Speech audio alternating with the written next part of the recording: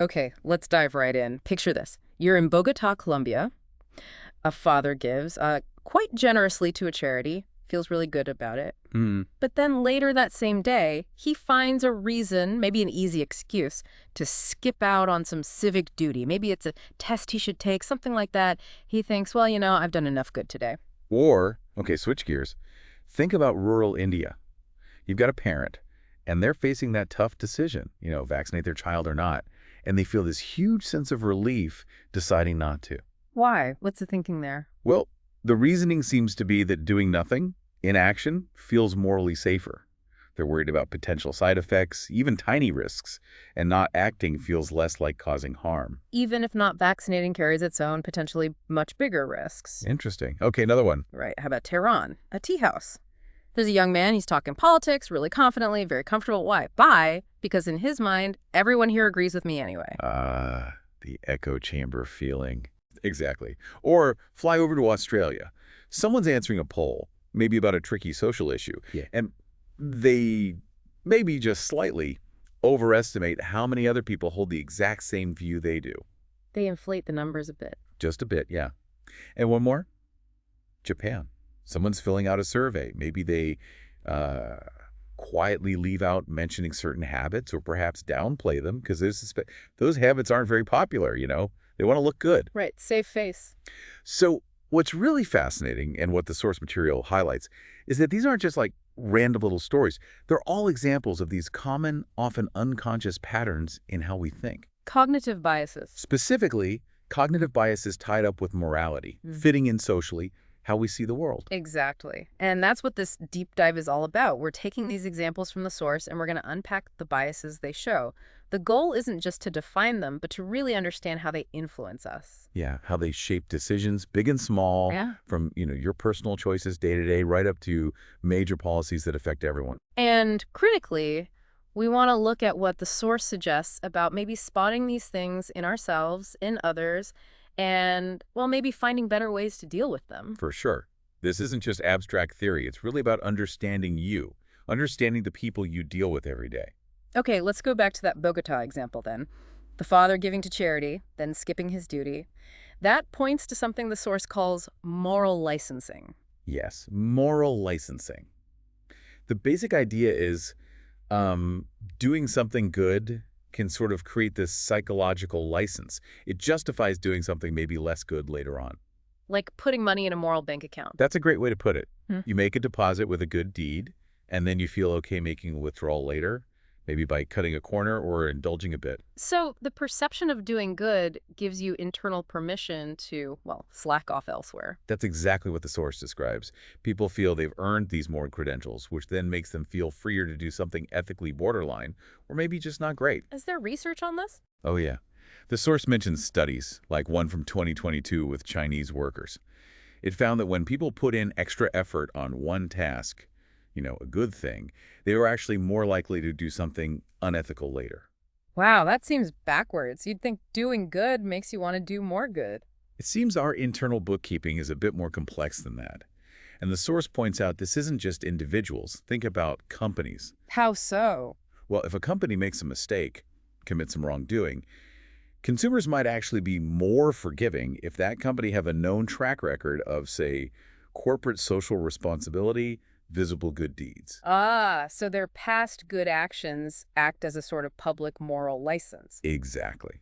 It can soften the blow in the public eye. The source mentions lab studies showing this effect and newer research confirming it's pretty reliable, although, context matters. How much you identify with your own morals can play a role, too. Okay, so it's complex, but the core pattern is that feeling of having earned the right to slip up after being virtuous. Right.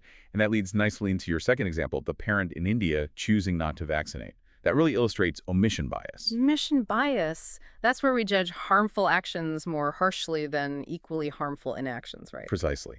The healthcare example is classic, and the source uses it well.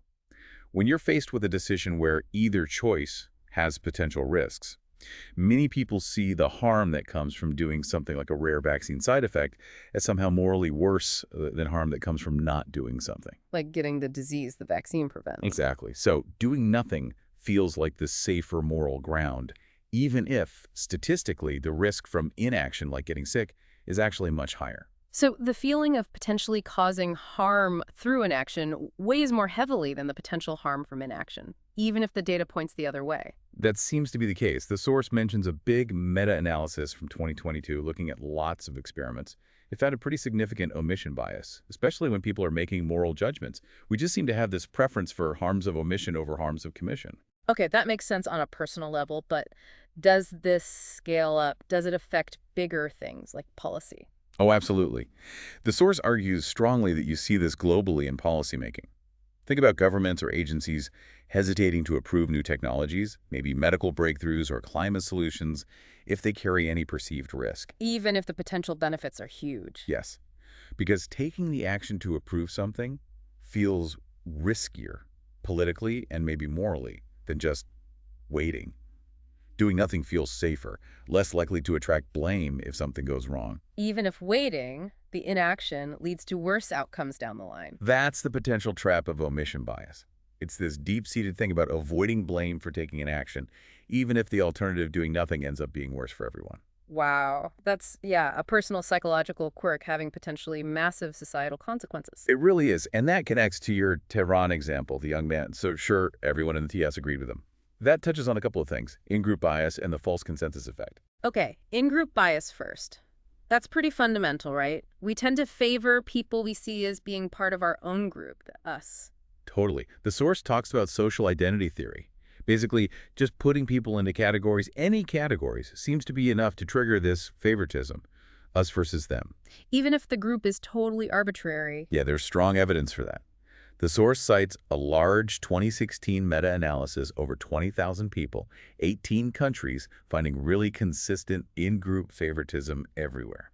So it could be supporting the same football team or Yeah. working in the same department. Absolutely. The source gives examples like studies in South Africa where people favored strangers just because they wore the same team jersey, even if they weren't fans originally. Just sharing that label was enough. It seems so. And it pops up at work, too. The source mentions Swiss and Korean teams unconsciously favoring their own nationals, even in cultures that really value group harmony.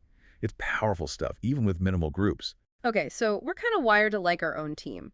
Now, link that to the guy thinking everyone here agrees with me. That's the false consensus effect. Right. That's our tendency.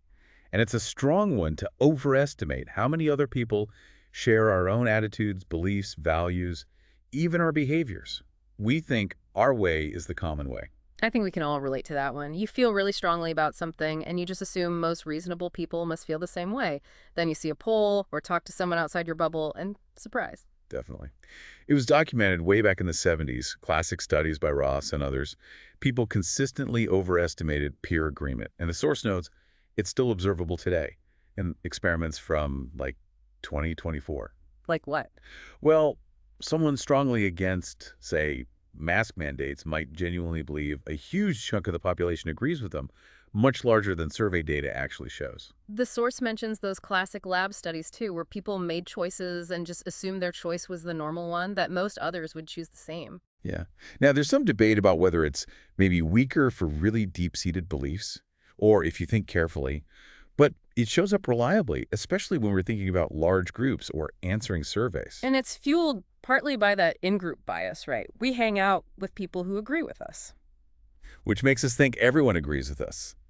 We project our bubble onto the whole world. It's a perfect recipe for reinforcing those social bubbles we live in. Exactly. And that leads us to your last example, the survey takers in Japan being maybe less than truthful. That's social desirability bias. Ah, yes. Saying what you think makes you look good, not necessarily what's true. Pretty much.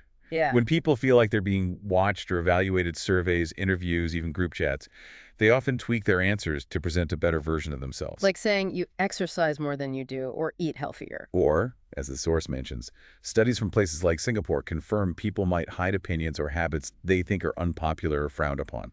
Like telling the dentist you floss daily when maybe not so much. Exactly that kind of thing. Or students underreporting cheating, even on supposedly anonymous forums. And the source points out culture can play a role in collectivist societies, where fitting in is really important. This bias might be even stronger. Which means things like poll results, survey data, even just casual group conversations might be skewed. You get a warped sense of what people really think or do because they're hiding the stuff they think is judged negatively. It's definitely something to keep in mind when you're trying to gauge public opinion or understand group norms anywhere in the world. Okay, so we've got moral licensing, omission bias, in-group bias, false consensus, and social desirability bias. Wow. They're distinct, but they really feel interconnected, don't they? Always sort of nudging how we judge ourselves, see others, fit into society. They really are deeply ingrained psychological patterns. But, the encouraging thing the source stresses is just knowing about them, just recognizing they exist. That's the crucial first step. Towards what? More conscious decisions. Yeah, gaining a bit more agency, maybe? Because these aren't just terms in a textbook. They're active forces shaping your daily life. Absolutely. You can see them everywhere once you start looking personal choices, office politics, how you react to the news, even how big policy decisions get debated. And this source doesn't just diagnose the problem. It actually offers some really interesting thoughts on how we might use this understanding, not just personally, but maybe even constructively. Like how? What kind of applications? Well, the source touches on things like user experience design. Could you maybe use moral licensing in a positive way? Reward users for good choices to nudge them towards more good choices, instead of just letting them feel licensed to slack off. Interesting. Like gamifying good behavior. Sort of. Or in education, countering the false consensus effect. If students think everyone cheats, maybe show them the actual data. Look, actually 7 out of 10 students do hand in their homework, honestly. Correcting that misperception. And what about using social influence ethically? Right. Tapping into in-group bias or social norms for good. Think public health campaigns, maybe getting endorsements from trusted community leaders that's using in-group preference. Or showing data like, most people in your neighborhood are getting vaccinated, leveraging social norms. Okay, so there are ways to potentially harness these biases. What about defending ourselves against them? The source mentioned a defense radar. Yeah, some direct strategies like be skeptical of everyone thinks this or everyone's doing it. Ask for the data. Look for diverse opinions. Notice in group settings if dissenting views get shut down, there could be in-group dynamics at play. Actively seek out other perspectives. And for moral licensing, that feeling that you've earned a break after doing good. The suggestion is to pause, question that feeling. Maybe set clearer personal rules beforehand rather than deciding on the fly when you feel virtuous. And for social desirability, try to be honest, even when it's a bit uncomfortable. If you notice you only share the good stuff, maybe challenge yourself to admit to struggles sometimes too. It sounds like awareness is key. The source also suggested some practical exercises. Yes, a couple of good ones. One is self-reflection. Think back to a time you might have used moral licensing. Excuse some behavior because you did something good earlier. Or maybe relied on omission bias, felt safer not doing something. Write it down. Question your reasoning then. How would someone else have seen it? That could be revealing. And the other one? A spot it in the wild assignment for yourself.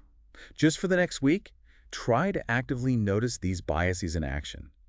In conversations, in the media you consume, at work. Is a news report playing on social desirability? Does that group chat scream false consensus? Maybe keep a little list. Just making yourself conscious of it. Exactly.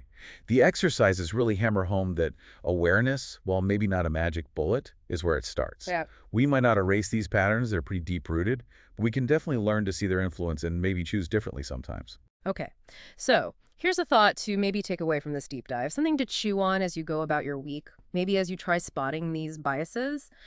If our view of the world, how we judge others, even what we think is common knowledge or majority opinion, is constantly being subtly shaped by these hidden forces, our need to feel good, our need to belong, then how much of what we believe is truly independent thought? How much is genuinely objective and how much is driven by these powerful unconscious desires to feel morally okay and socially accepted? Yeah. That's definitely a thing to think about. Yeah.